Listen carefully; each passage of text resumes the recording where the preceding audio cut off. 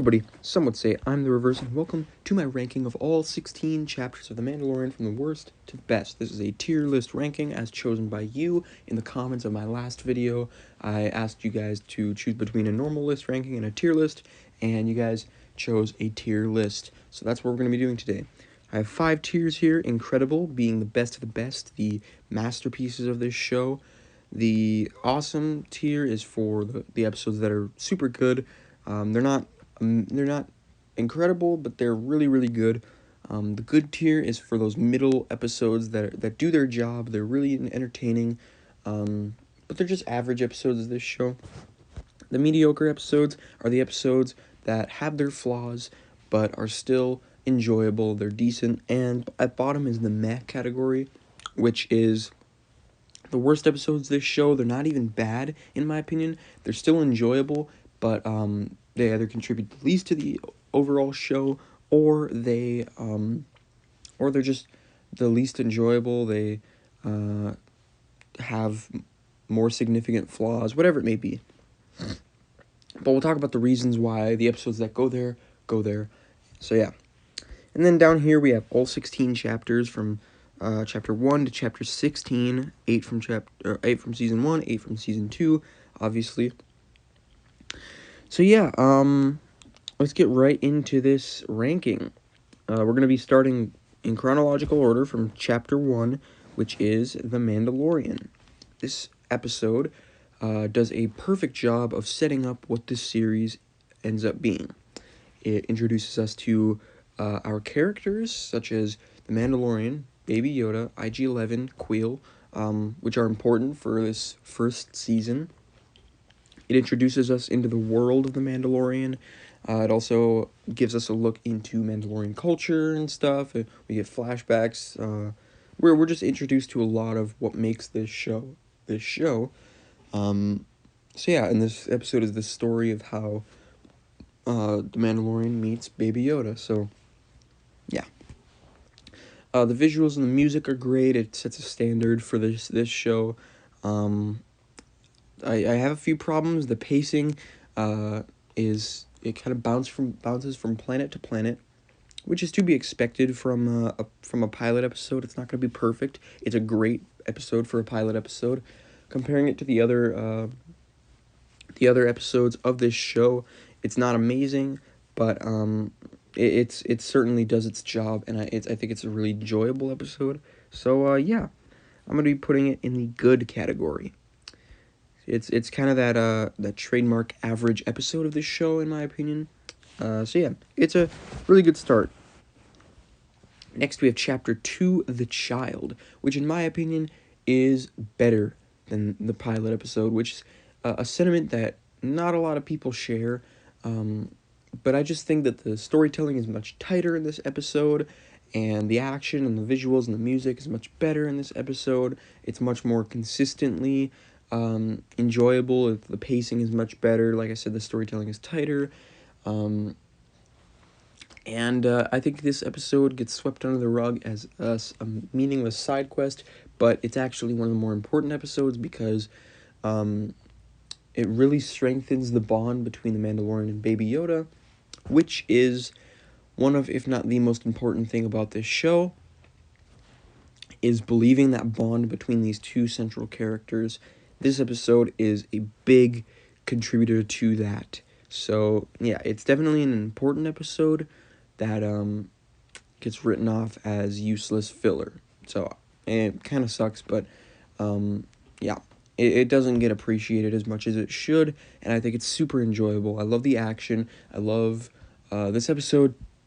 There's no dialogue for like the first 10 minutes. It's very, the storytelling is just purely visual, and I just love it. I think it's a very well directed, well written, just overall well made episode. Even though it is kind of a side quest, it does contribute a lot more than you may think. On the surface level, it may seem like a useless filler episode, but it's much more important than people think. So I'm going to be putting this in the good category above the pilot episode, which a lot of people won't agree with, but that's just my ranking. And yeah. But it just barely passes out Chapter 1. It's not like a huge margin. just barely.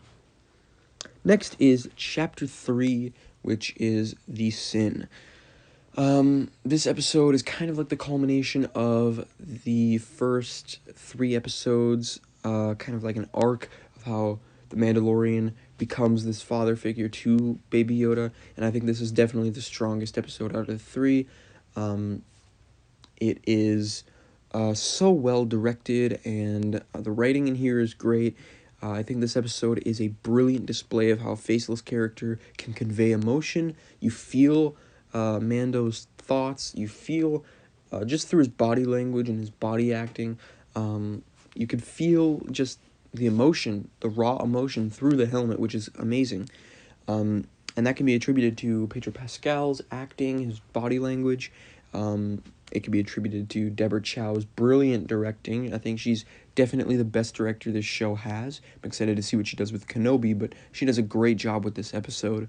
So yeah, and the action in this episode is amazing. Him fighting the stormtroopers was great. Him fighting the bounty hunters was great. The Mandos saving him was great. Yeah. The world building in this episode is great. We get a lot more lore for the Mandalorians, which is really cool, and we get more flashbacks and stuff like that. So this episode is just it's really just like a masterpiece of storytelling. It's very simple. The storytelling is very, very simple, but it's executed so well, and yeah.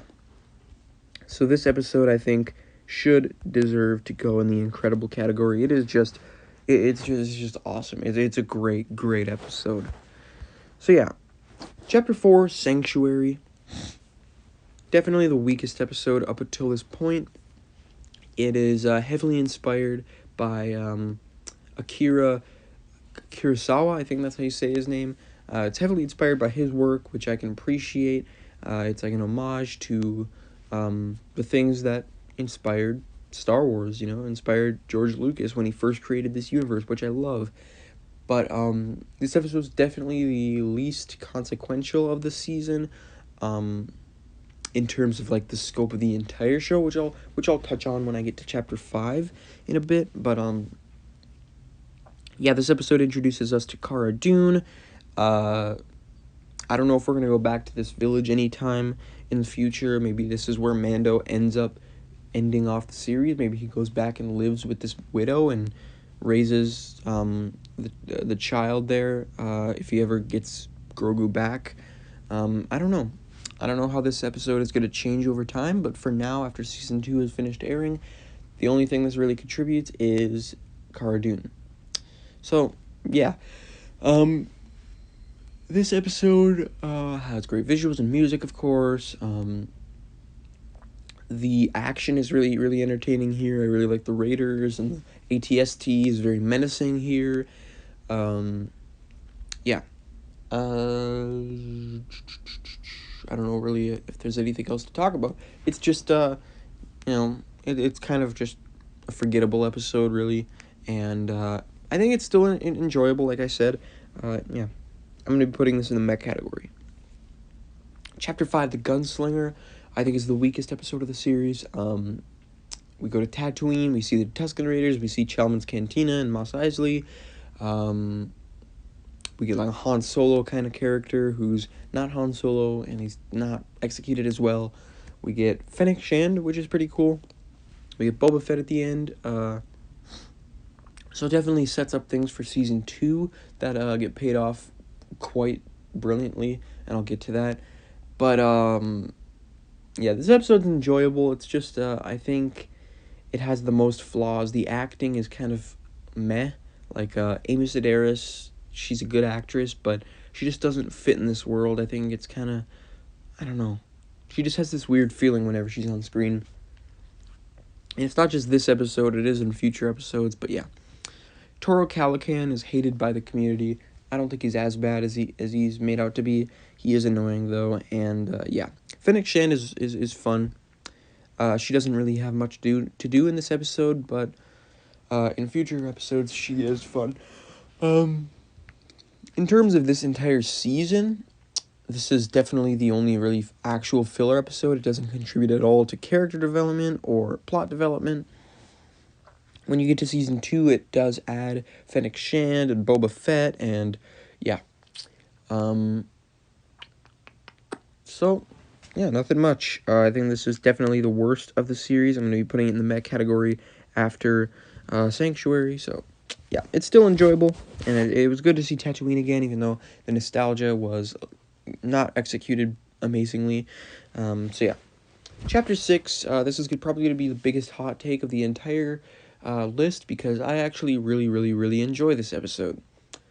There is a fraction of the community that really hates this episode, says it's the worst of this series and stuff like that. There's a fraction of the community that I'm part of that really enjoys this episode. Yeah, this, I think, goes in the awesome category. I think this episode is great.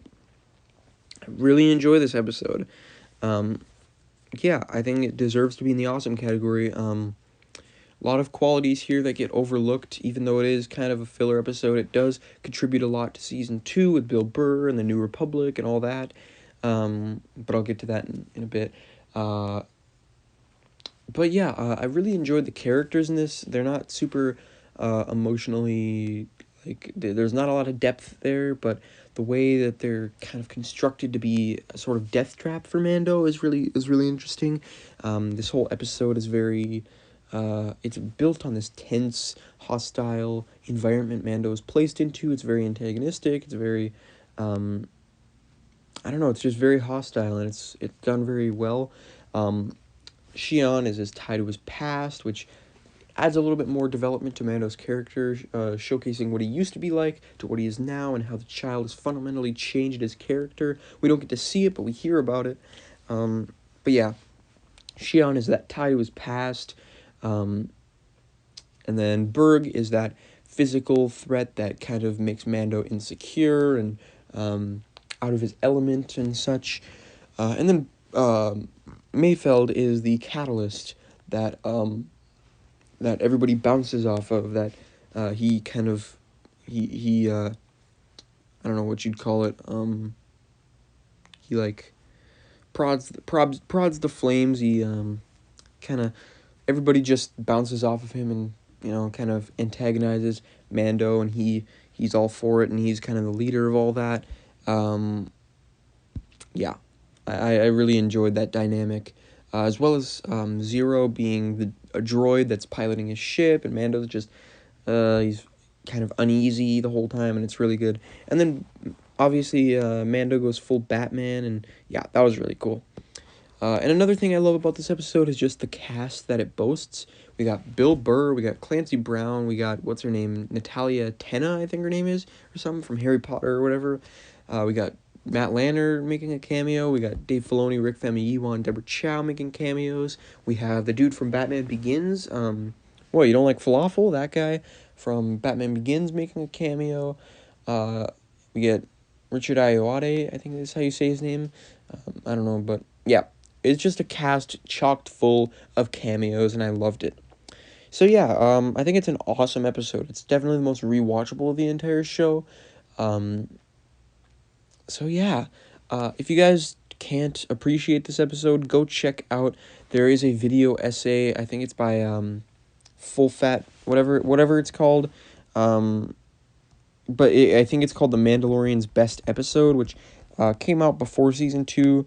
I know a lot of people don't think this is the best episode. It's by Full Fat Videos. It's called The Mandalorian's Best Episode, How the Show Unites Star Wars. And, yeah, it just highlights what's great about this episode and what's overlooked. So, yeah. Chapter 7 is great. I used to consider it as my favorite episode of the Season 1. If you guys check out my old ranking of the Season 1 episodes, you'll see that. My opinion has changed, so, yeah. I think it still deserves to be in the awesome category. It sets up a great finale in a great way, and it brings back all these different plot points from different episodes, and yeah, it's kind of that slow burn, ramp up to a big finale that I love about it. We get little tiny action sequences in the middle with the big huge bat creatures and stuff like that, and then yeah, that big finale with the Death Troopers and Moff Gideon showing up and all the Stormtroopers, and then Quill gets killed, and yeah, Deborah Chow once again proves that she is an amazing director and she does a great job with this episode. Overall, it's just a really well constructed episode, and even though on its own it isn't like absolutely amazing, it's more set up for chapter 8. I think in the structure of this season, it's definitely one of the most important episodes, and it's definitely one of the most enjoyable episodes when you're binging it. So yeah. Also, Quill's death was very well executed. I think it was such a sad moment, and just in the course of 3 episodes, it proved that Quill is a really good character. And yeah, we get the return of IG-11 and stuff, and Cara Dune, and Quill, and Grief Karga, all of that culminates in a big, huge part 1 of 2 finales sort of thing, and I loved it. So, yeah, next, Chapter 8, which I really don't have to say anything, except it's incredible. It culminates everything that the season is built towards, all the character arcs, all the plot points. It's got great action, great humor, great heart, great emotion. Mando's character arcs, multiple, kind of culminate in this episode with Baby Yoda and his distrust of droids and IG-11, who sacrifices himself with a great death scene and a great scene overall. Great action scenes with a big fight with Stormtroopers and Moff Gideon, a huge TIE Fighter boss battle.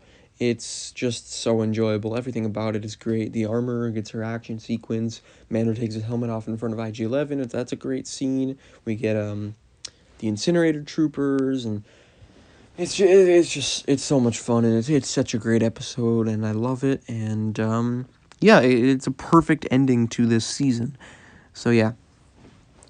Next we have Chapter 9, The Marshal. So yeah, Season 2, Episode 1. I think this episode is, it's definitely the most you can tell a Star Wars fan made this episode.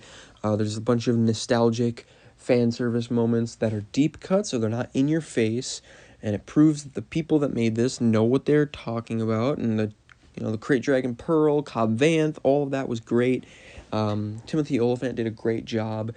The Tusken Raiders we got a new light on them. They're not just savages, they're like indigenous people, and I really enjoyed that dynamic with the village and everything.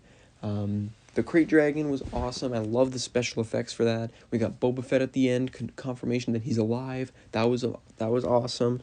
This episode's biggest strength is its runtime. It's the longest episode of this show ever, which is kind of confusing because it's kind of like a side quest episode, and it's kind of that, like, it's the premiere, but it definitely it benefits from it. The story gets time to breathe. It gets those slow burn moments when it needs it, and then you ramp up to that huge Krayt Dragon battle that lasts a relatively long time of the episode. So I just love this episode. It's great, and yeah, I'm gonna be placing it in the awesome category, even above Chapter 7.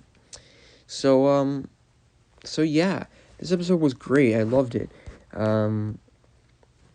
Yeah, and it set up some good things for the future of the season.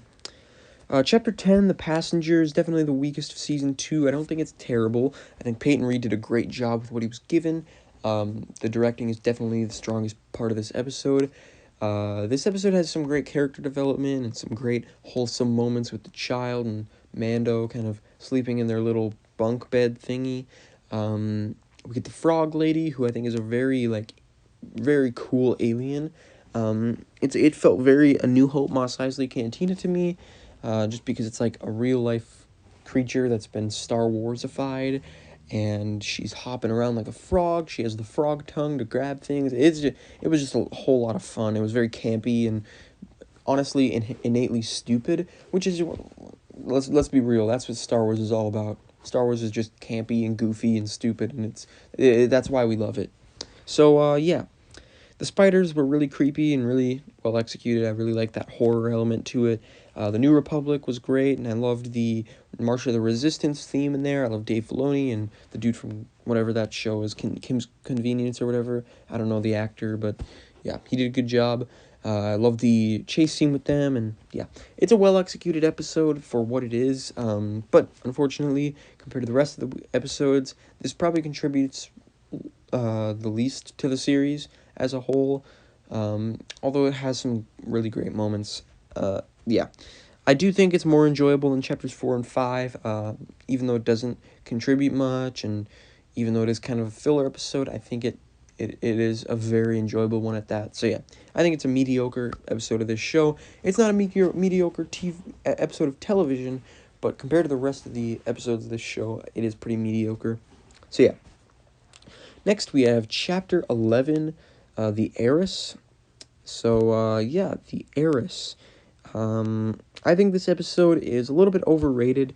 I loved seeing Bo-Katan in live action. I think Katie Sackhoff did a great job. Sasha Banks is meh. She's not a great actress, but it was cool seeing her. The Night Owls were really cool. I really liked seeing a Gozanti. Moff Gideon we saw for the first time in hologram form. But yeah. The main reason this episode is overrated, in my opinion, is because it has second viewing syndrome, where it loses that novelty after you watch it the first time, which the first viewing was amazing. We got the Ahsoka name drop, we got the Bo-Katan, but all that stuff is paid off even more in the future of this show, so this episode feels less than it used to, and each viewing kind of, it gets worse and worse and worse until it plateaus and you see the kind of actual quality of the episode, which it isn't an amazing episode. Let's be real. It's that you do this for me, I'll do this for you episode.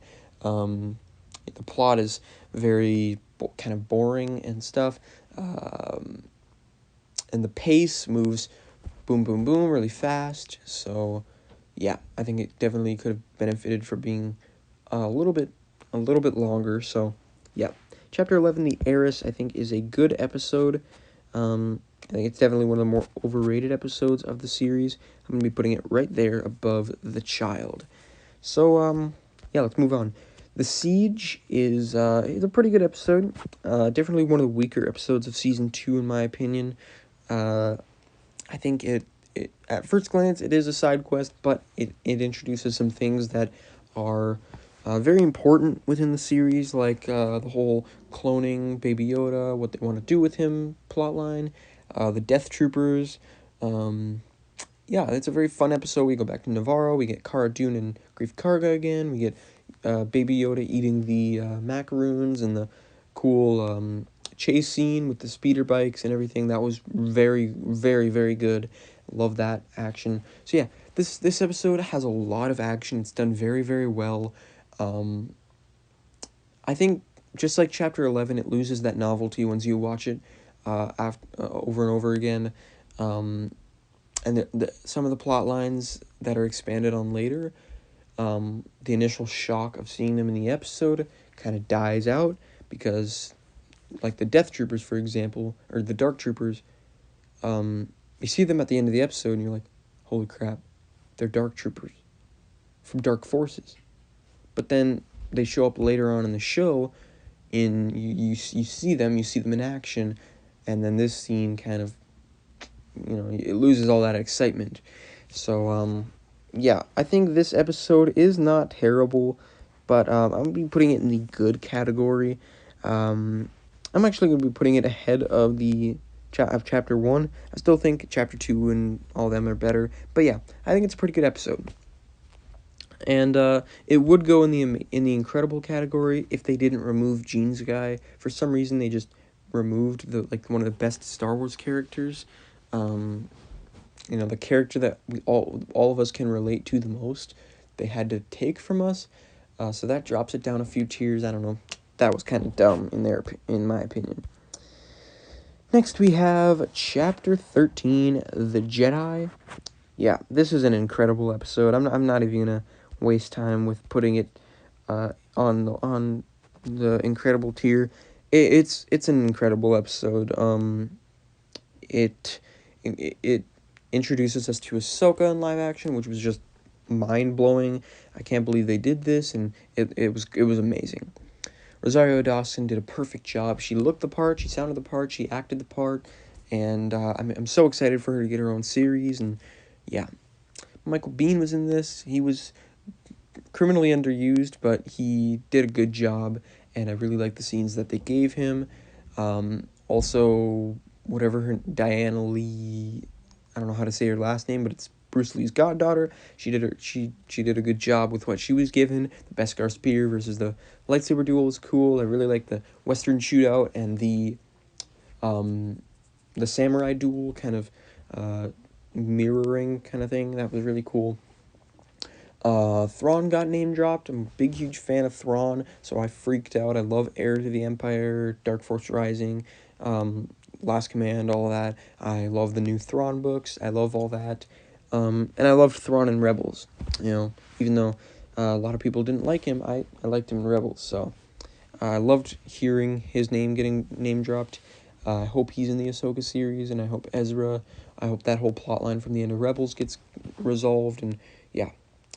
So this episode was really well made. It was probably one of the best written episodes of the whole show. We got Yoda and Anakin referenced. We got Corvus, which is, in my opinion, a really, really cool planet. We got Morai in the background.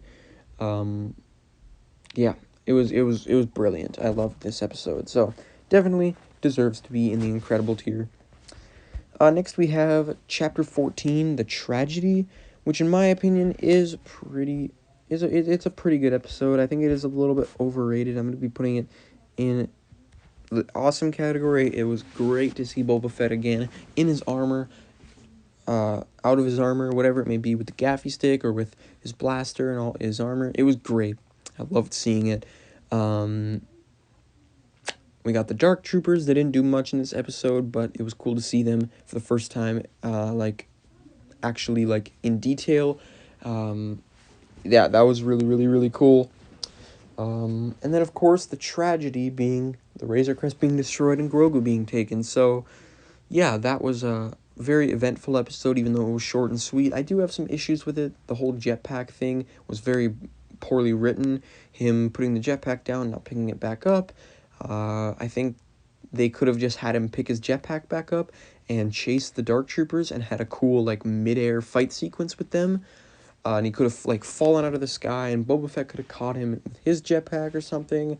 I don't know.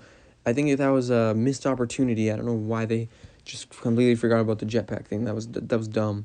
Also, the way it's filmed is kind of fan-filmy, which I think is a pro and a con. I kind of like the stylized feel to it, but it does feel a little bit unprofessional.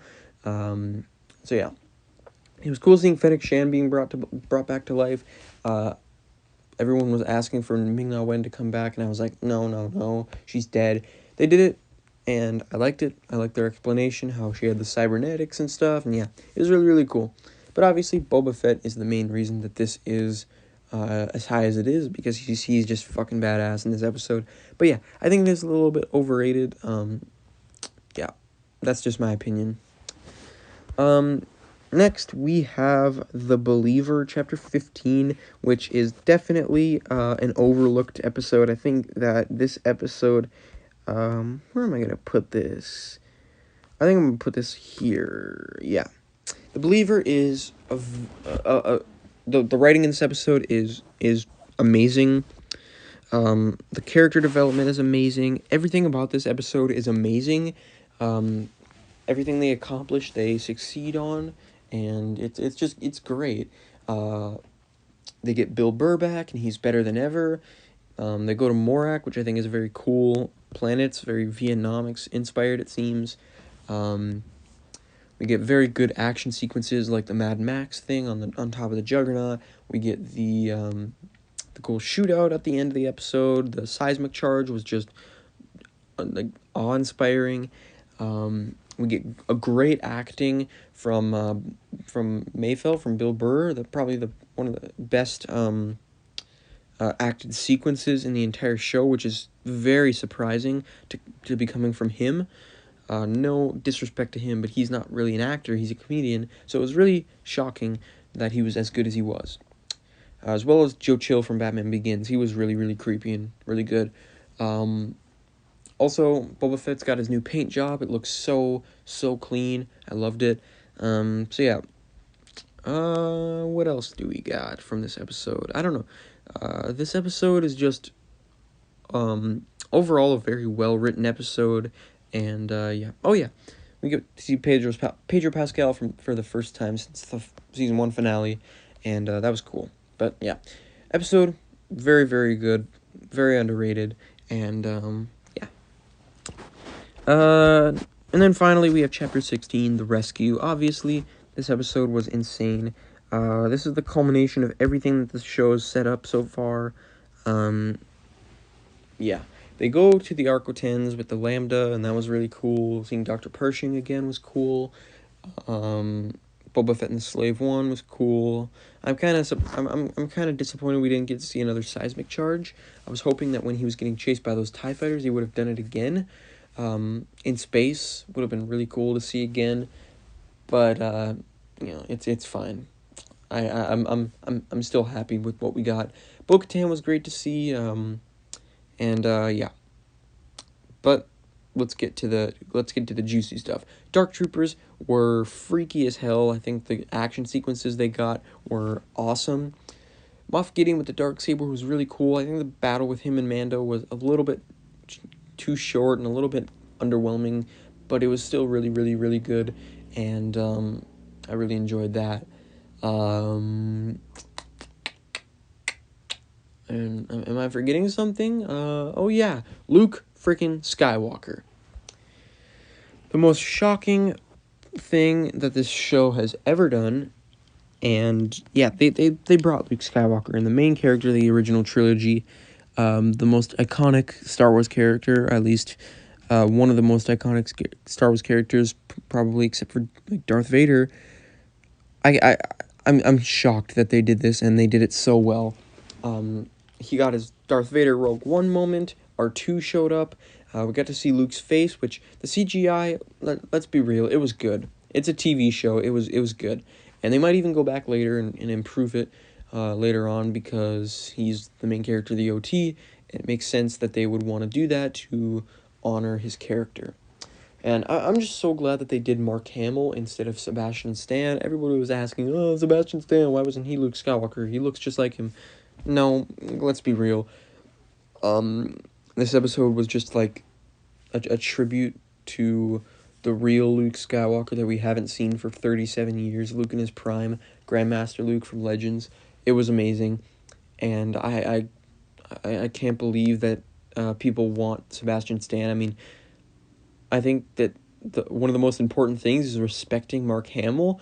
I mean, he was so disappointed, obviously, with how Luke was handled in The Last Jedi. I mean, look at his facial expressions during the interviews, and yeah, he just did not agree with what Rian Johnson did to Luke Skywalker.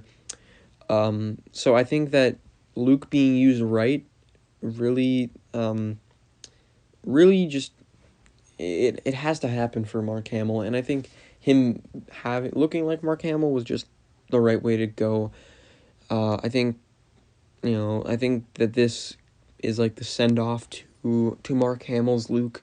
I think Sebastian Stan could be recast as Luke later on if they end up using his character in anything else. But yeah, I think the usage of Mark Hamill in this was what was the right thing to do. And then we got the tease of the Book of Boba Fett, which people think is going to be Mando Season 3. That's not the case at all. That's definitely not going to happen. It's its own series, obviously. But, yeah, I'm excited. This show is mysterious in where it's going to go for Season 3. I don't know if it's going to focus on Mandalore and the Darksaber and Bo-Katan and the reclaiming Mandalore from the Empire and stuff like that, and reuniting the clans. I think that could be such an interesting thing to do. Where Season 1 and 2, Mando's character development was with his with Grogu. I think Seasons 3, 4, however many seasons it takes, should focus on the other part of his character development, which is his creed, his belief on what it means to be a true Mandalorian. I mean, that's what they've been setting up throughout the entire season. He meets Cobb Vanth. Cobb Vanth takes his helmet off. He's like, "You're not a Mandalorian." He meets Bo-Katan. She takes her helmet off. "You're not a Mandalorian." "Yes, I am." "Oh my God, there's different kinds of Mandalorians. I'm part of a religious cult. I thought I was a true Mandalorian." And then, yeah, he takes off his helmet later on in the show. Well, he meets Boba Fett, who takes off his helmet, and he accepts Boba Fett as a Mandalorian. And then Episode 7 comes around, he takes his helmet off. Episode 7 comes around, he takes his helmet off. Or Episode 8 comes around, he takes his helmet off again. They're setting things up.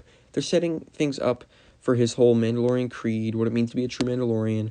I think it just makes sense for him to reunite the Mandalorians, reunite the children of the Watch with the rest of the Mandalorians. It makes sense.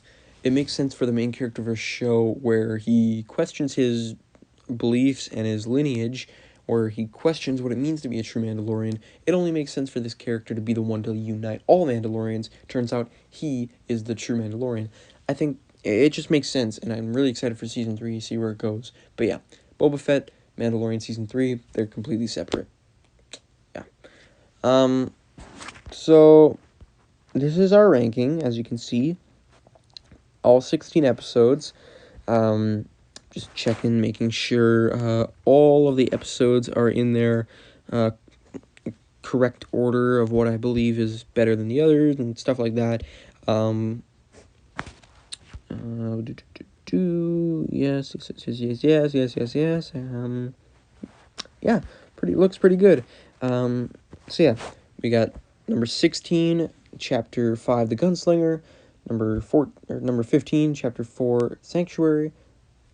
And then Chapter 10, Passenger. Chapter 1, The Mandalorian. Chapter 12, The Siege. Chapter 2, The Child. Chapter 11, The Heiress. Chapter 6, The Prisoner. Chapter 14, The Tragedy. Chapter 7, The Reckoning. Chapter 15, The Believer. Chapter 9, The Marshal. Chapter 3, The Sin. Chapter 13, The Jedi. Chapter 8, Redemption. Chapter 16, The Rescue. All these episodes are good, at least. Some of them are absolutely incredible. Some of them are near masterpieces. Some of them are meh. Some of them are awesome. Some of them are good. Some of them are mediocre. So yeah. I just want to say thank you, Jon Favreau, Dave Filoni, Lucasfilm.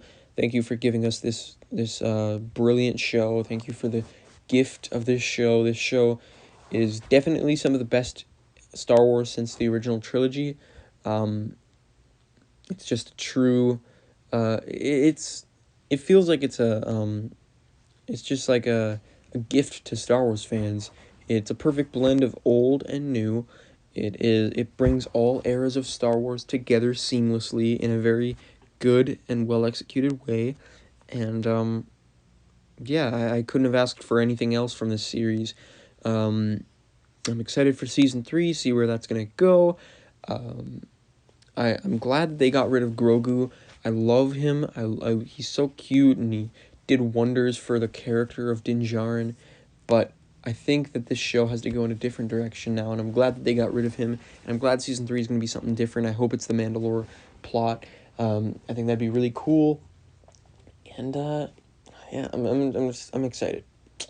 So yeah, don't forget to like, comment, share, and subscribe. Stay tuned for my future videos. I don't know where this channel is going to go until the Arrowverse comes back. I'm doing something a little bit different this year for the Arrowverse. Instead of reviewing every episode of the Arrowverse, which is pain in the butt, I am going to be doing an Arrowverse week in review. So I'm going to be, at the end of the week, I'm probably going to be doing, I'm going to be reviewing every single episode in one video. I'm going to be ranking all the episodes of the week, and I'm just going to be giving my overall thoughts of it. So, yeah. Stay tuned for that if you guys are Arrowverse fans. So, yeah, don't forget to like, comment, share, and subscribe. Stay tuned for all that. And tell me in the comments what your ranking is, because I'm excited to see what your guys' opinions on the show and all these episodes are. See ya.